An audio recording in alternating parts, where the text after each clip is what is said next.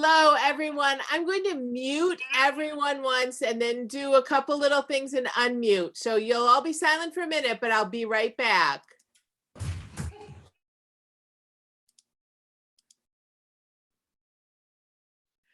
Hello and welcome. My name is Julie Enzer. I'm thrilled to welcome you this evening to our reading with Chrystos.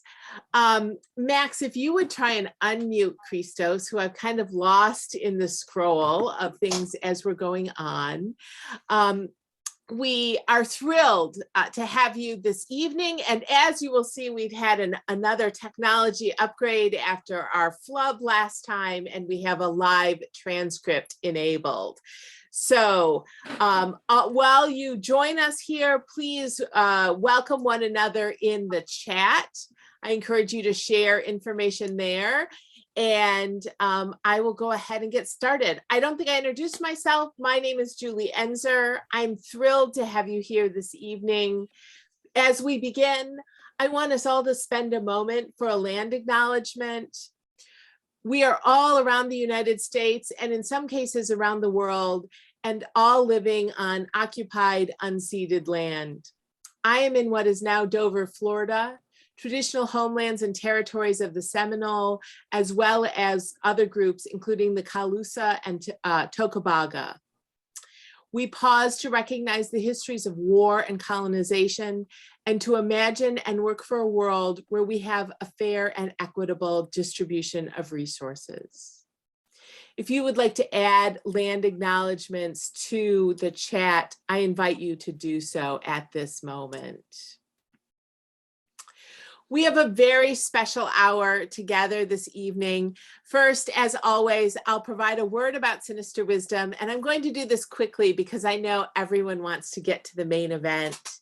If you're not familiar with Sinister Wisdom is a quarterly journal of lesbian literature and art. If you're not currently a subscriber, why not? I encourage you to sign up for a subscription today by going to sinisterwisdom.org/subscribe. Max has put the link in the chat. And a group of monthly sustainers are vital to our work at Sinister Wisdom. If you want to give $3, $5, or maybe $100 a month to support our work, you can sign up as a sustainer at sinisterwisdom.org/sustainers. I send out emails every month when your gift comes in, and we have a few people who mail in checks every month with behind the scene details and new information about what we have coming for the journal. I appreciate the many ways that lesbians lift up and support our work. Sinister Wisdom's fall fundraising campaign is happening right now. One of the benefits of our strong fundraising campaign last year is that we dropped this special gift in the mail to all Sinister Wisdom subscribers, which is why many of you are here this evening. Firepower, the wonderful collection of poetry, was received by subscribers. It's signed by Chrystos, as well as the new chapbook from which Chrystos will be reading tonight, Her Eyes Are My Home.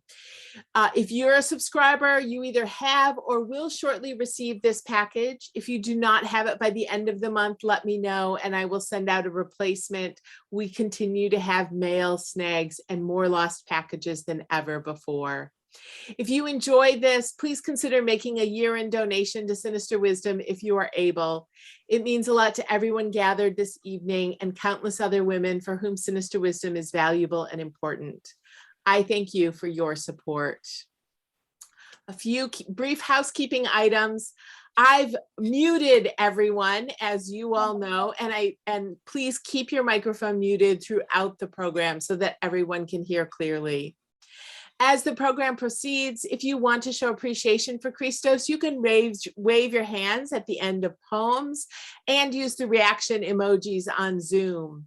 You can go ahead and test that now. I also encourage you to light up the chat on Zoom. When we're done at the end of the evening, we will share the chat with Chrystos so she'll be able to read the great words and messages that you have for her. If you need technical assistance this evening, you can chat with Max Backer, who's on tap for technical assistance throughout the evening. You can also chat with me once I'm done speaking. Finally, as always, we are recording events, and I will make the recording available either starting tomorrow or Thursday, and that will be at sinisterwisdom.org/SW122. So this evening, we're going to do a few simple things. We're going to listen to Chrystos read from her wonderful work. We will take a question or two from the audience through the chat function. So if there's something you'd like to ask Chrystos, insert that into the chat, and I'll be selecting a few questions for her at the end. And then, as always, we will dance. It is going to be a special and wonderful evening. I'll introduce Chrystos, though I know for many of you, she needs no introduction. Chrystos has been the recipient of the Sappho Award of Distinction from the Australia Lesbian Foundation for Justice, as well as awards from the NEA and Barbara Deming grants, and the Human Rights Freedom of Expression Award, in addition to winning the Audre Lorde International Poetry Competition. Chrystos's work as a poet and activist spans native land and treaty rights, freedom for imprisoned Indigenous activists, and feminist, two-spirit, and lesbian solidarity. A proudly self-educated poet, Chrystos's powerful work celebrates sovereignty and desire as counterforces against colonialism, genocide, patriarchy, and hegemony. She is a resident of Ocean Shores, Washington, a longtime Sinister Wisdom subscriber and supporter. We are thrilled to have her this evening. Please join me in welcoming Chrystos. No. Sorry, technical difficulties. Okay. First of all, I would like to welcome everyone. This is a very important night for me. I wasn't ever going to publish again because of some of my past experiences, and Julie's charm won me over. So I would like to thank her very much for changing my heart. So I also want to send out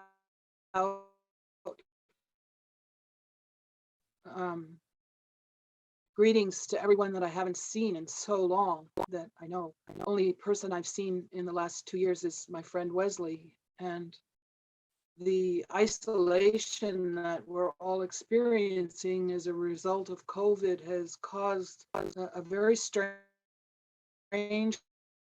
kind of disconnect, and it's really hard to keep your balance when you don't have connection with other people on a face-to-face basis, because you know this reading would be different if I was actually in the room with you, which I would prefer. So this is called Her Eyes Are My Home, and it's for the birds who kept me company while I worked here. I'm at my desk looking out into the sunset, and also for Sunny, who is the first woman in my life who didn't try to control me, which is why I'm still with her. So this is Her Eyes Are My Home. This first poem is for my oldest friend, Valerie Street. She's the first poem because she's sort of number one in my heart. She's the only person who's managed to stay my friend for over 40 years, which is a great deal towards an appreciation of her grace and beauty of spirit, because I'm a very difficult person to stay friends with. Yeah, cranky, as they say. And so this is for Valerie Street. Breakfast. In morning dew, she unpins her hair, letting strands fall onto her shoulders slowly. A squirrel twitches her tail in honor of her beauty. Wind is still asleep. She listens to caws, songs, burbles. The old fir prays for rain, which will fall tonight in darkness. Brilliant colors in flashing patterns are evoked by birds busy with bugs for breakfast. 7 beats, buds tremble, ready to open. Shivering with spring, birches stir, nodding, still bare of leaves. She falls inside this moment, slowly whirling beneath gray sky, colored by cedar spirits. A trill catches her ear. You could open your hands, receive grace.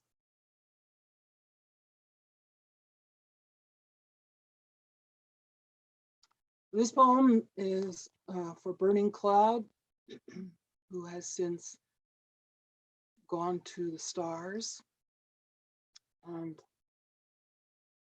when we were lovers, I wrote this poem actually on the mountain, on the back of a grocery receipt with her beside me. Indian paintbrush. Red memories soar out of a blue storm. Wind voices our ancestor spirits, dancing leaves in our lost yellow songs. White snow echoes our tears. These ancient purple rocks carry the brown warmth of our laughter. Standing together on our mother Tahoma, I hear the green creek speak Nisqually. This is her language. I have an interruption here from my cat Joey, who wants to say hello to everyone. He's rubbing things. I hope they don't fall over. We have 6 cats, which is just about enough. So this poem is for the millions. Warning for content. Those of us who are broken have looked to our mothers for consolation. Most of the time broken themselves in the Iron Maiden of sexism, they have nothing to offer us, can't fix themselves. They who have endured the same, perhaps worse. We were born, possibly of rape. Our rapes are a reminder of their own. None of us want to cope with this damage bleeding across centuries.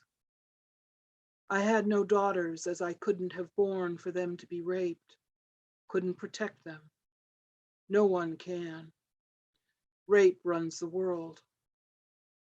Believed I could stop it by speaking out. I was wrong. There's no one to comfort me. I'm unable to comfort others. Down this long cobblestoned prison where burned women walk, my footsteps echo. This is for my great pal, Morgan Gwenwald. She's a great photographer and gave me the best gift in the world when she suggested we be pen pals.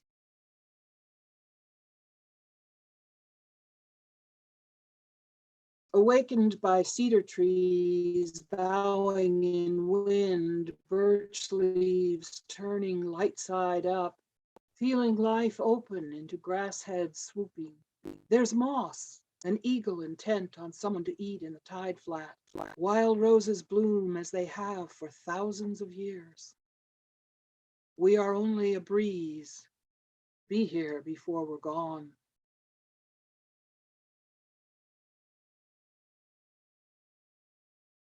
One of the central issues of my life has been being what is called half-breed. And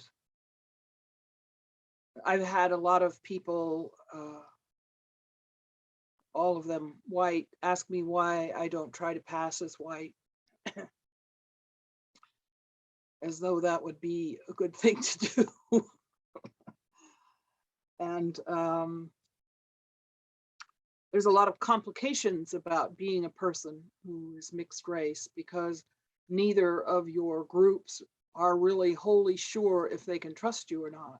And you're not sure if you can trust yourself, because after all, especially in the case of white and indigenous combinations, one of you is the enemy to the other. Well, actually, you're both enemies. And that status of being an enemy to myself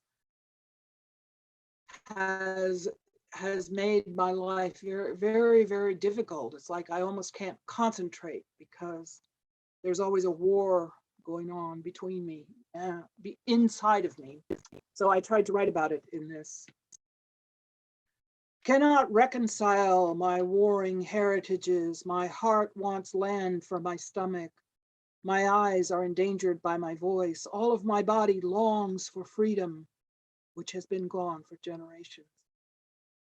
My feet need to touch earth, which is too hard. The murdered continue to sing their death songs in my ear. The murdering continues. My hands can't hold all this pain. I awake with stiff acceptance of my fractures. There can be no peace here. These wounds are too dear.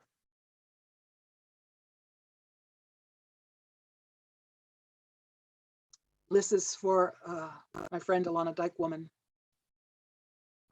I hope that you will all pray for her.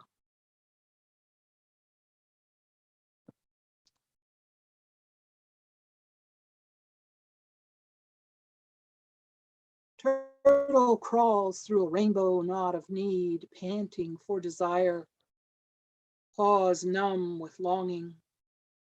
She goes slowly, carrying age kneaded by pain, swollen with mistakes. Turtle's back is a crisscross of love. She's headed toward ocean, has laid her future into sandy nests, tracing a sea of time. Turtle prays for a few more years of moving with tides, while the eye of thunder watches, turning over drops of joy. Not so long ago, I had a very unpleasant situation where a longtime friend got angry with me because she didn't feel I was paying enough attention to her. And the relationship was unfortunately destroyed by all of that. And this is what I wrote. The lash of your voice cursing me out because I didn't pay enough attention to you echoes in my dark night fighting to sleep. Don't want your calculated abuse sharp as a Sado's whip. I gave you all I had to give you. Since this isn't enough, all I can do is walk away. In passing, I'll snap. The trouble with enough is there isn't any.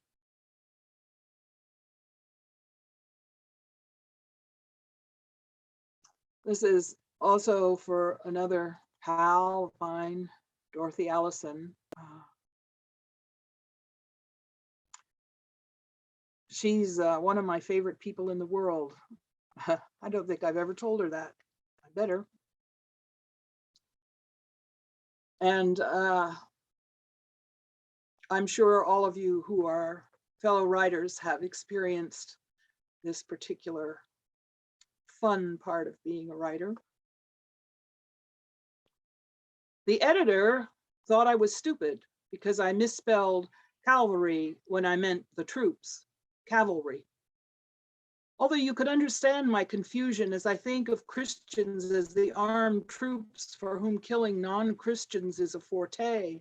They also kill Christians they don't like or disagree with. Also, independent women they call witches. Anyone whose language they don't understand, and especially queers, Indians, Muslims, and Jews. You can see my natural confusion. Hear those hoarse clip-clops coming at you now. For a while now, I've written a poem to Sunny on her birthday, and this was one of them.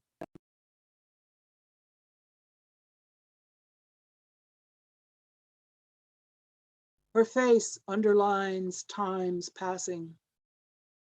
Can't remember the sound of her voice, her laughter, her sobbing. Alone, doing the best she could manage, which was never enough for others who live by hoops and bounds, enough certainly to make your way through years of cruelty. To give up drinking, finally, surely that's an accomplishment. To live with unrelenting pain, to resist, always calling whites suyapi, to mark the boundaries they invade. She died as Susan, but that was only her English name.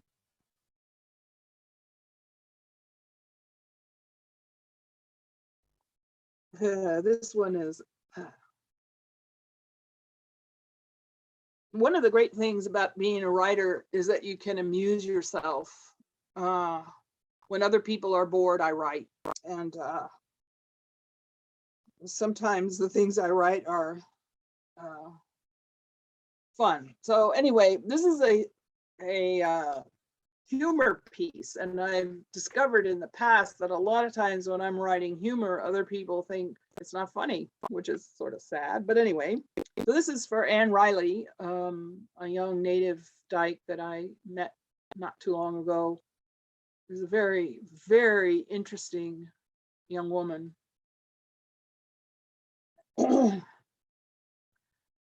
Slimy creatures from the White Lagoon.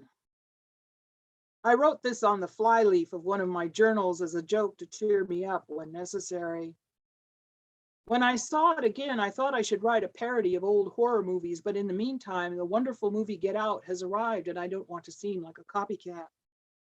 But you have to admit, the eerie music playing in a swamp with swirling white mummy-like clouds is a knockout set. We could have blondes like Nicole Kidman squelching up out of white milky goo with high-pitched screeches, dripping with some nuclear-looking stringy stuff. All the Hollywood blondes of all ages and sexes. Pretty scary. Clawing, grasping fingers, tongues hanging out and saying in guttural voices, "It's mine, give it to me, it's mine, it's mine." Then some kind of dragon with an Indian woman on his back could come swooping down, stabbing everybody until the whole screen went red. I guess I'll have to think of something for them to do until she arrives, but as white folks don't actually do much except destroy, I have to think very hard. I suppose they could grab at each other and fight over something like a solid gold snake, but I like snakes. I'm never going to have enough money to make this movie, but maybe somebody else will pick it up and toss it around. Somewhere we have to have the ghost of Custer mucking stuff up. Maybe the graveyard got flooded and all our old enemies came floating out. Kevin Costner would be a great Custer. Maybe he's already played him, but they don't mind recapping. We could have a sequel, Dances with Wolves. Oh no, I meant to say Drinks with Wolves. Just like most movies, we'd have absolutely no Indians until our savior at the end. She might get an Oscar if she was naked enough. My typewriter is scolding me to leave those poor Hollywood people alone, because anyone who spends all of their time pretending to be somebody else has some serious problems that require respect. I can't help my mean side. I'm half white, as they say, hopefully. Well, I'm really looking forward to this movie, especially the check for, oh, say, $30K I'll get as the cultural advisor. I know almost nothing about lagoons, but hey, I'll wear a headdress and look really mysterious. That ought to do the trick.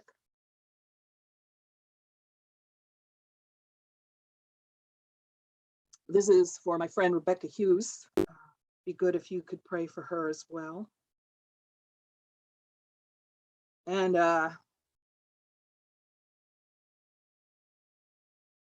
as some of you know, coyotes are a very important cultural subject among Indigenous people, and it has come into my notice that particularly among queer Indian writers, Coyote is often a symbol because, of course, he was the trickster, and all queers are tricksters. What's it all about, Coyote?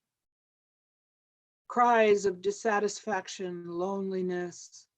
Nothing is going in the right direction. No interesting snacks to chase. Staring into green leaves, sunlight catches glimpses of your fur. That water looks too murky to drink. Those humans up to foolishness again, and they can't ever be trusted to get through a day without ruining something. They have to. So much noise all the time. Yap, yap, yap, just cannot shut up. As if we can't see them coming from miles away, breaking branches, clomp, clomp, clomp. They think they're the most important dust on earth. Ha! They taste no better than wild boars.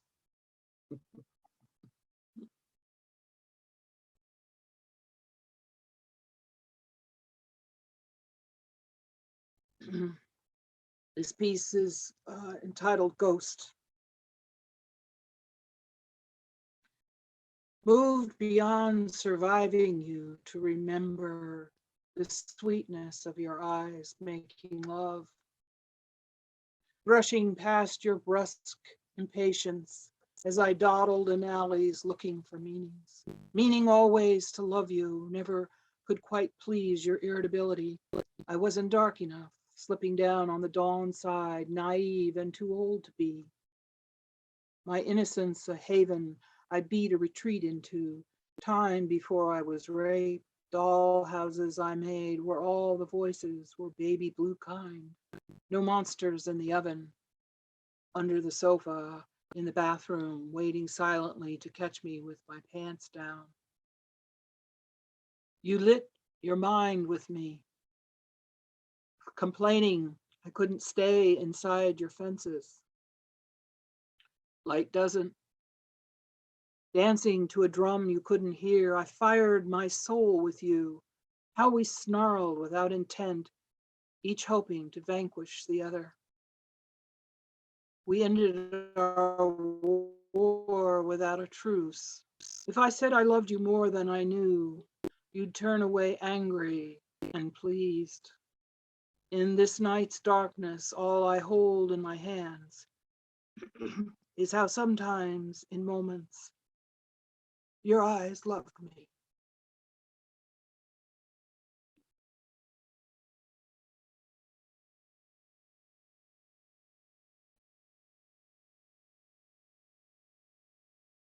So, as with pretty much everything I write, except this is Slimy Lagoon, of course, this is a true story on how I get through all of the assaults of being myself in the world is by writing poems like this. Okay, so here we go. And as usual, I will not name the perpetrator. Hang on a minute, please. Sunny, it said on the screen, my internet is unstable. What does that mean? Okay. The colonizer woman, supposedly a lesbian who claims to have invented the term microaggressions, announced at a conference that I was transgender, as apparently in her universe, no woman could speak as I do. I was so mad I was going to storm her hotsy-totsy hotel room, push her face in my pussy, demand she apologize, beg my forgiveness, but my lover talked me out of it, as that would be considered assault. She's apparently an expert on aggression, nasty as can be. I thought this liberation we've been fighting for is the tool to define ourselves, a barricade against being labeled by strangers. She apparently didn't get that communique, so I'll repeat myself. No one defines who I am, what I think, who I love, what I say or do, except myself. No Q&A, No discussion, no suppression, no in-crowd fads, no guilt trips, jargon, or arrogant suppositions. No academic theories, gang warfare, lies. I'm a proud old cunt. This tank, whoops, sorry. This poem is a tank, and I'm the commander.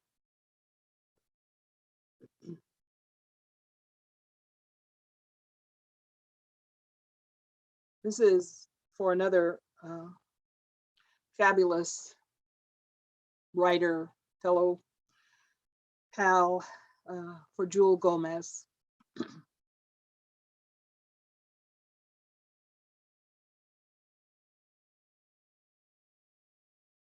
Language is a city, bristling with metaphors which may or may not have meaning. Cliches hang out in the rich part of town where no one thinks about how their money is a weapon. Nouns and verbs protest the endless status quo which sits on our heads spitting at our lives. There are stories we need to know down every street and alley. Words rattling with the rats in the walls.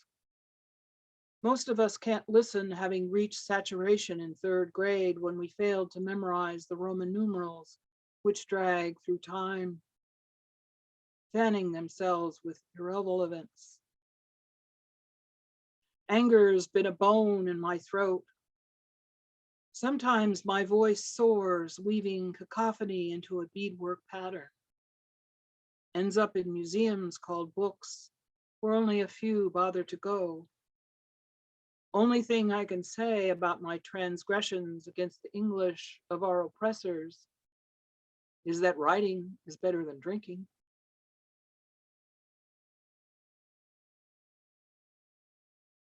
This poem is for Viv Haskell, who I've unfortunately lost touch with.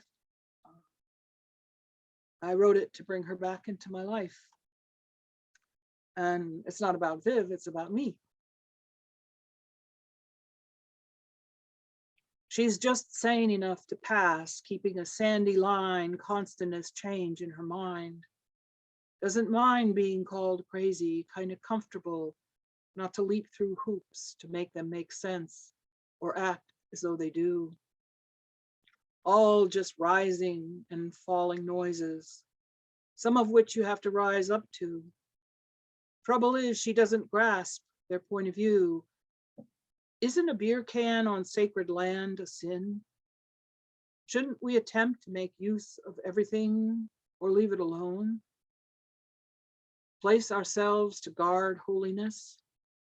Or is all that a story to hide inside until they're gone? Over and above all this, she skitters on the edge of dancing her heart out. They're ready to pounce with nets, which will tear off the wings. She's just regrown. True, her father was born in the mouth of the wolf. That water, lapping her bare feet, knew her. No one else did. All too busy guarding their private property, apparently sanity is owning instead of living with. Sucking marrow from bones, I remember the Indian vegetarian who laid her piece of moose meat carefully on the ground as an offering to earth. I wanted to say, shouldn't you put this near a tree away from here where we're all walking? But she was the expert, expecting my reverential silence. Much later, as she was entertaining around the fire, I went back in moonlight and moved the moose from the path while saying a prayer. Admitting this opens me up to possible attack from all sides, but she's unlikely to read this or remember me, as I have no degree. Don't worry, I'm perfectly capable of claiming I don't know what I'm saying. This is from my friend Lillian Allen. If you don't know her music, please do go online and find her. She's one of the original Caribbean dub writers, poets, musicians, and she's a marvelous, marvelous human being. Just Exquisite.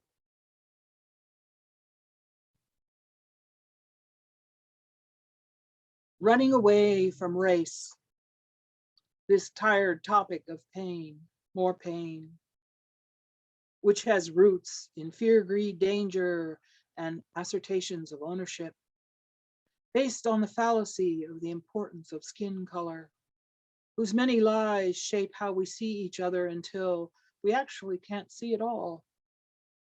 Allegiances are drawn, strange as the idea of fake snow, which can somehow be melted to drink and therefore cannot be false.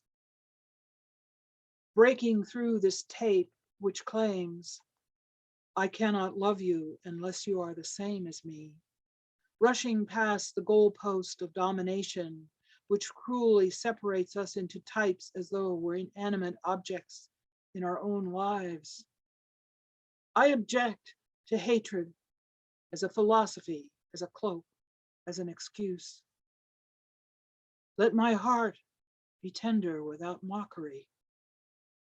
Whatever you've heard about me isn't as important as our dialogue face to face across the canyon of colonialism. With patience, we can hear each other. With courage, we will honor one another. Join me in racing away from this old con job called race.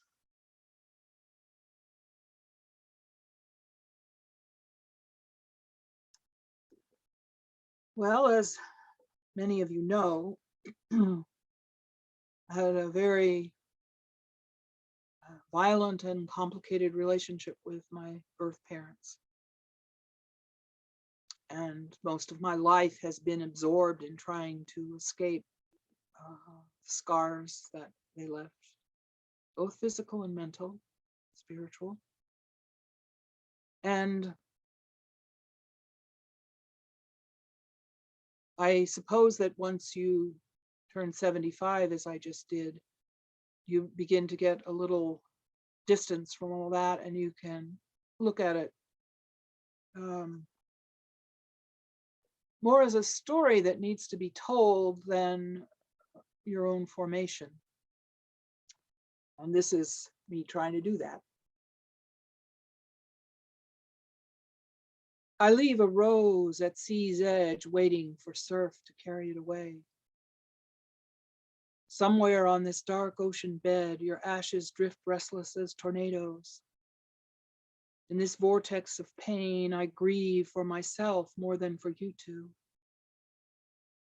Married in the debris of war as strangers, how strange now as I age to cast this red passion into the brine of our memories, which I carry forward alone. You shouldn't have had children you were unable to love, but I'm so grateful to be breathing deeply of this sharp seaweed smell drying hotly behind me on sand which blows into tears. These are tears of acceptance, not forgiveness. Your names throb in watery light, those old tricks of beauty.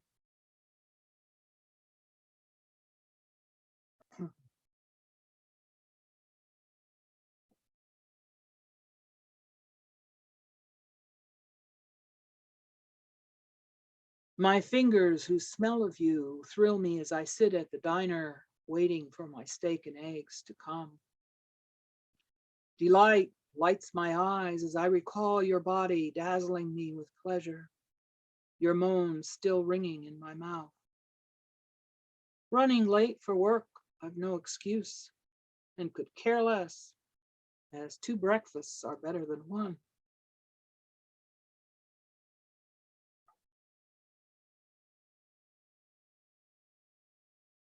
And this is for Sunny. I am perhaps one of the luckiest women in the world to have met her at a two-spirit gathering, I think 18 years ago. I can never remember how long we've been together. And whatever sanity I've been able to achieve has been due to her steadfast caring for me.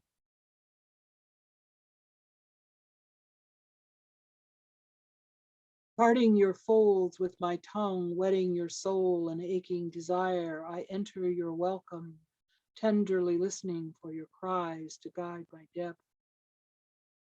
All this glorious power of union throbs between our breasts. On my knees before your loveliness, I arch into magic, blue with need, stretching my mind to follow you up and up into this deepest river of us.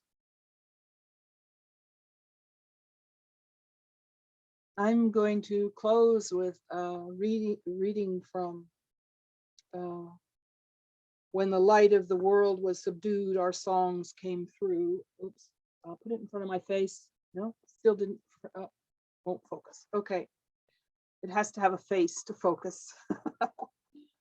Anyway, edited by Joe Harjo, and you can order it from Birch Bark Books in Minneapolis. Their phone number is 612-374-4023. And I'm very proud to be in this anthology.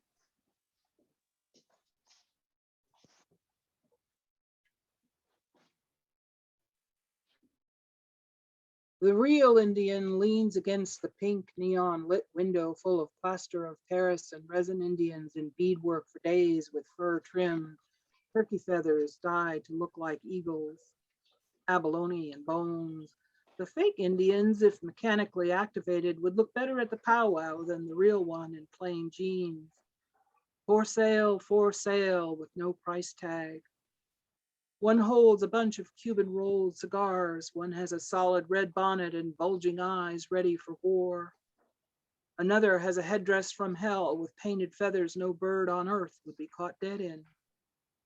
All around them are plastic inflatable hot pink palm trees, grinning skulls, shepherd beer steins, chuckling checkbooks, black rhinestone cats, and a blonde blow-up fuck-me doll for horny men who want a hole that will never talk back. There are certainly more fake Indians than real ones, but this is the USA. What else can you expect from the land of sell your grandma, sell our land, sell your ass? You too could have a fake Indian in your parlor who never talks back. Fly in the face of it. I want a plastic white man I can blow up again and again. I want turkeys to keep their feathers and the non-feathered variety to shut up. I want to bury these Indians dressed like cartoons of our long dead. I want to live somewhere where nobody is sold. So the last piece I'm going to read got edited from this bridge called My Back Celebration. So of course, I have to bring it in.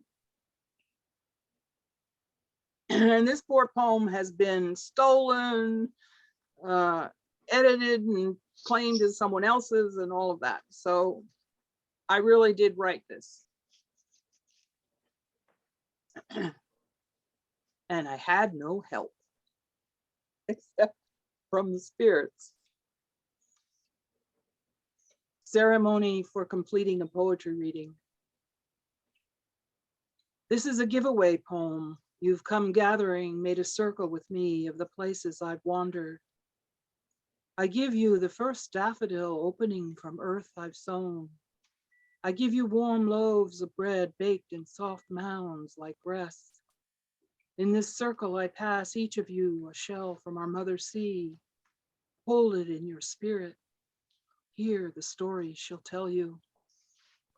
I've wrapped your faces around me, a warm robe. Let me give you ribbon work leggings, dresses sewn with elk teeth, moccasins woven with red and sky blue porcupine quills. I give you blankets woven of flowers and roots. Come closer, I have more to give. This basket is very large. I've stitched it of your kind words. Here is a necklace of feathers and bones, a sacred meal of choke cherries. Take this mass of bark which keeps out the evil ones. This basket is only the beginning. There is something in my arms for all of you. I offer this memory of sunrise seen through ice crystals. Here, an afternoon of looking into the sea from high rocks. Here, a red-tailed hawk circles over our heads. One of her feathers drops for your hair. May I give you this round stone which holds an ancient spirit. This stone will soothe you. Within this basket is something you've been looking for all of your life.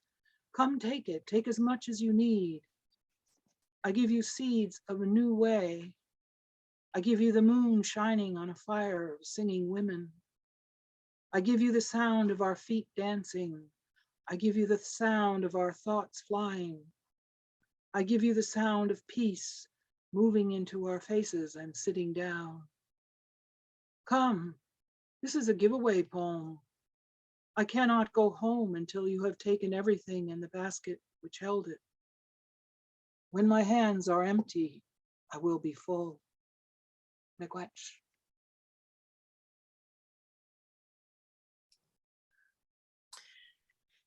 Chrystos, that was so wonderful.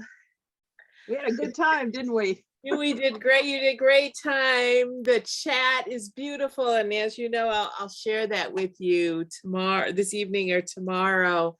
And we have a couple questions. So you can, I'm talking a little bit here so you can take a deep breath because the reading was just so beautiful. And we'll talk a little bit about your work. The first question is really about craft. Mimi writes, how two-spirited it feels to honor your painful history in your own voice and gift of poetry. Can you share some of the process? Your craft is transformative.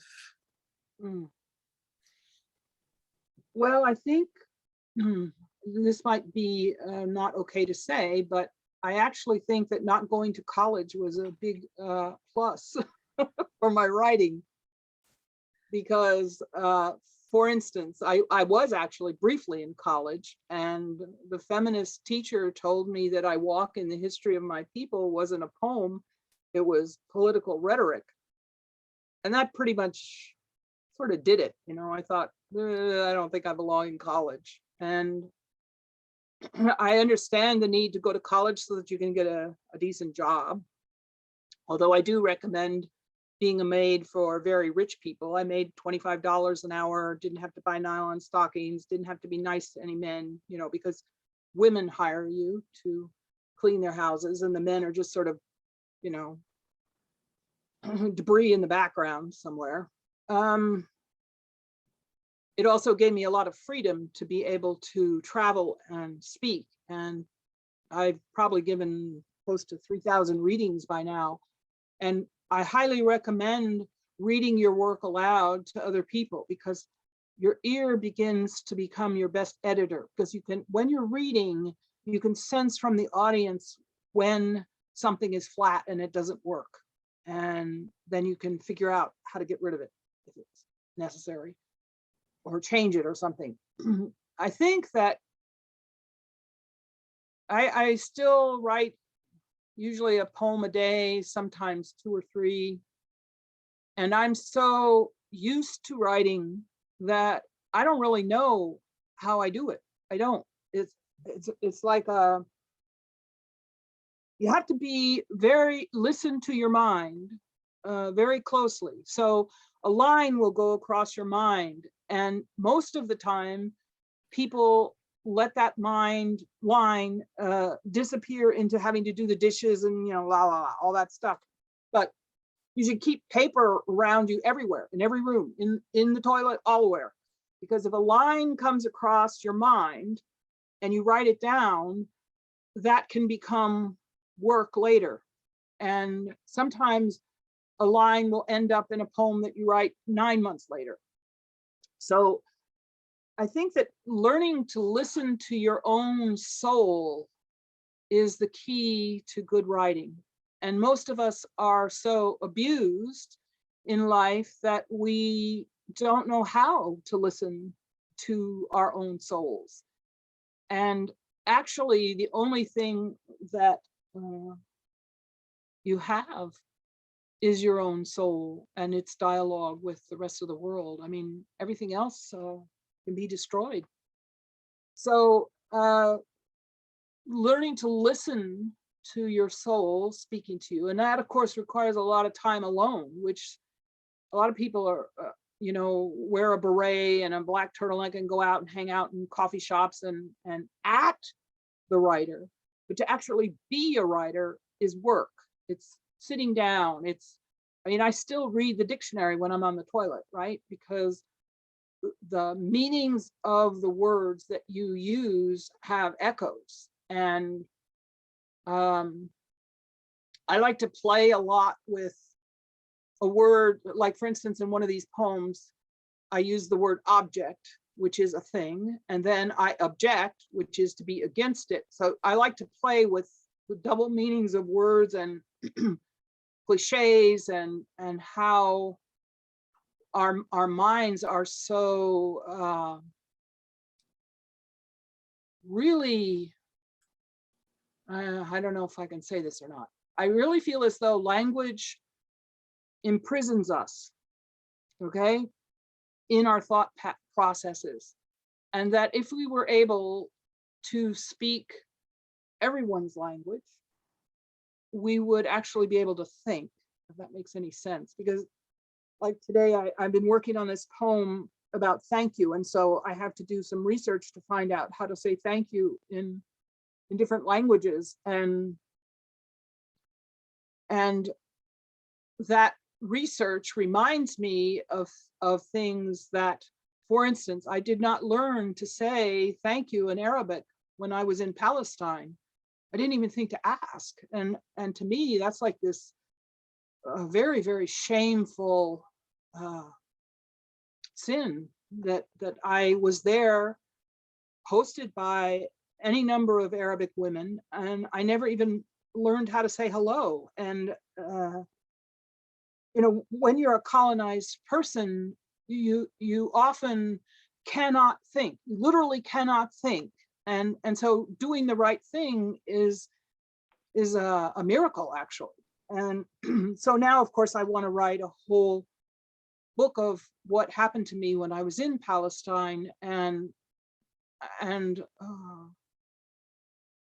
I'm actually looking for someone who could help me translate it into Arabic, because I would like it to be printed in Arabic with English translations. But at any rate, that's probably a pipe dream.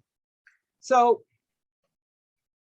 I guess I would say that you have to pay attention.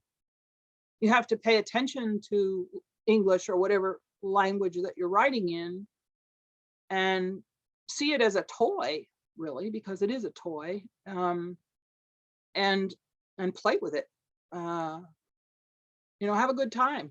There's a lot of really funny things about English. I'm particularly fond lately of A Murder of Crows, which is how you talk about more than 3 crows. So the way that you write is just to write. That's it. Whatever, and the more you write, the better you become at it. And the more deeply you can listen to yourself, the more authentic your work will be. I don't know if I answered that question. I often, I'm off in another world and so on. But anyway, I hope I did. That was great. That was great. I think that was just what lots of folks wanted to hear. Lots of cheers when you said it helped that you didn't go to college. Yeah. Yeah, don't go into debt, because you can educate yourself. Every book that college ever produces, you can buy and read. You don't need to. I mean, it is important to meet other people who you can talk to. That's important, but that's not necessarily only a college can give that to you. I really think that I understand that as a woman, you have a much better chance of being able to get a job with a PhD. I'm really anxiously awaiting for some clever woman to come up with fake PhDs, foolproof PhDs, so that you could buy one for a couple $100 and get a job, right? But, well, the other this thing I want to, Doris Davenport wrote, hi, Doris. she wrote, Chrystos, do you know that I am here, with asterisk around it for you? Oh, So Doris is here for you. I also wanted to lift up, when you were dedicating a poem to Morgan Gwenwald, that Morgan's also here this evening. And so just to maybe even suggest Sinister Wisdom is a place where people connect with one another, like colleges. yeah. Actually writing is the best way to connect with someone, because for one thing, all the extraneous and tiresome details about their latest love affair are usually not part of the book. That's not always true. So, I want to say before we get off this that I would love to write to people. I can't actually do email because the screen gives me a headache, migraine actually, and so I write letters to people. So if you want to get letters from me, then you could write to 3250 South 77th Street, number 8, Tacoma, Washington, 98409. And takes me a while sometimes, depending on how many letters I get to answer, but I always do. Might be a year, but I really think that the art of writing letters is actually part of what has helped my writing the most, because when someone is not there, you have to convey to them what it is that you're trying to talk about. And it's really, I think, really good practice.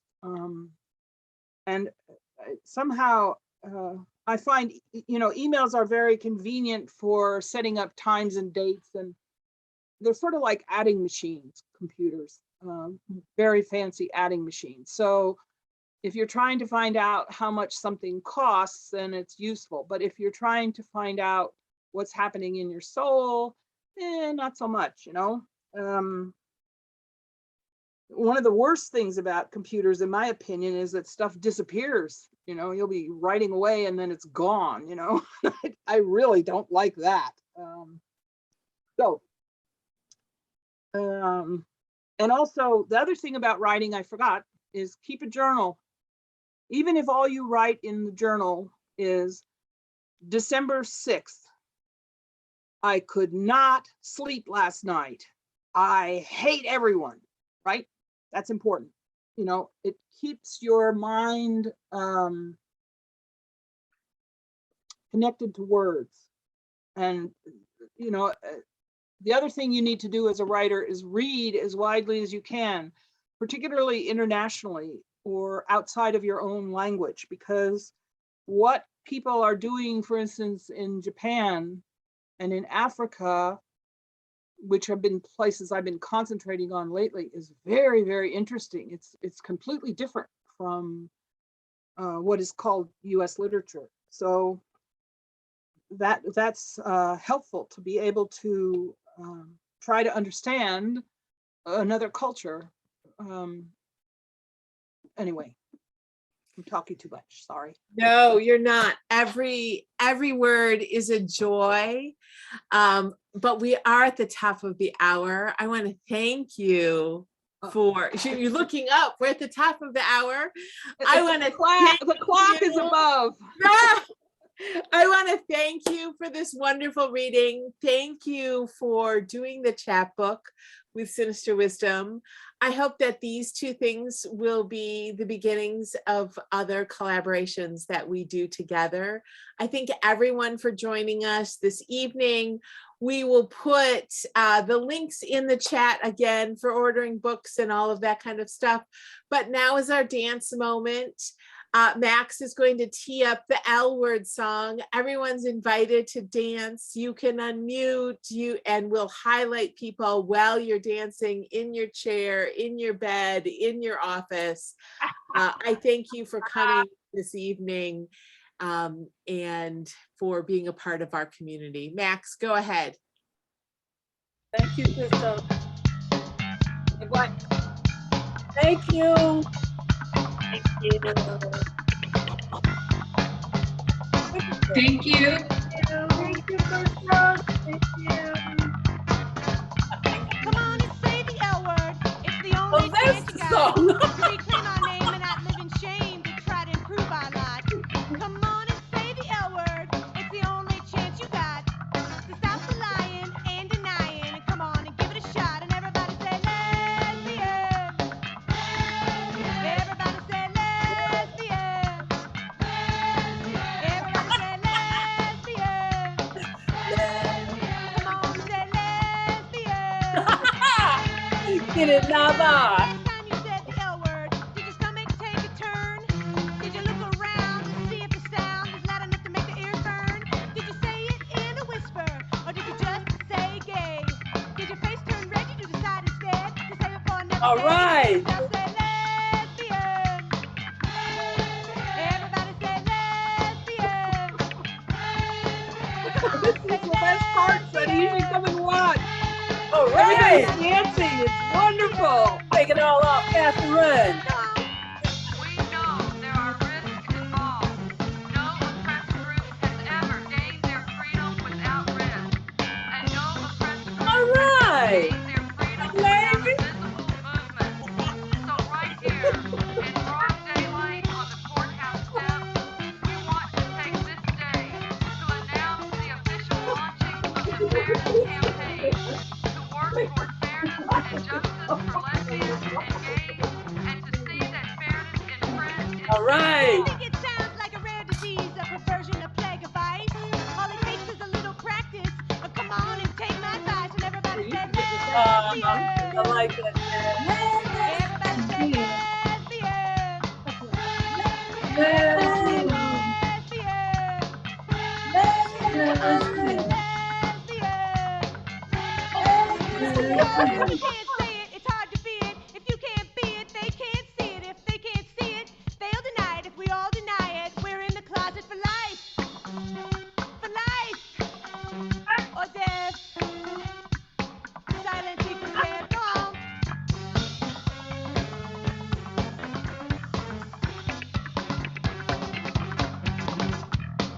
violence against lesbians and Hey. gays has increased every year since the start of the AIDS crisis. We still fear losing our jobs. We are denied places to live. We are here today to say enough is enough. We are ready to live as full and equal members of society, and we are ready to fight for our freedom. So give me an L. Give me an E. L. Give me an S. S. Give me an I. I. Everybody say lesbian. Everybody say lesbian. Come on, say lesbian. Get it, Max. Everybody say lesbian.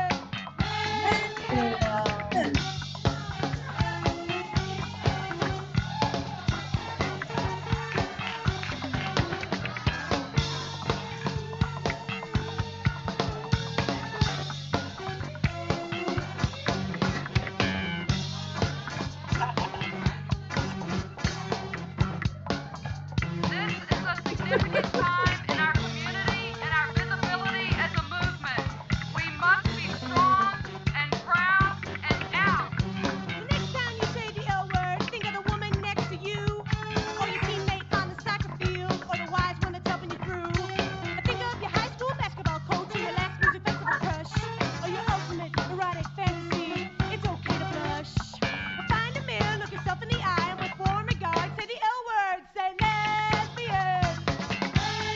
Everybody say lesbian. Come on, say lesbian. Everybody say lesbian. Everybody say lesbian.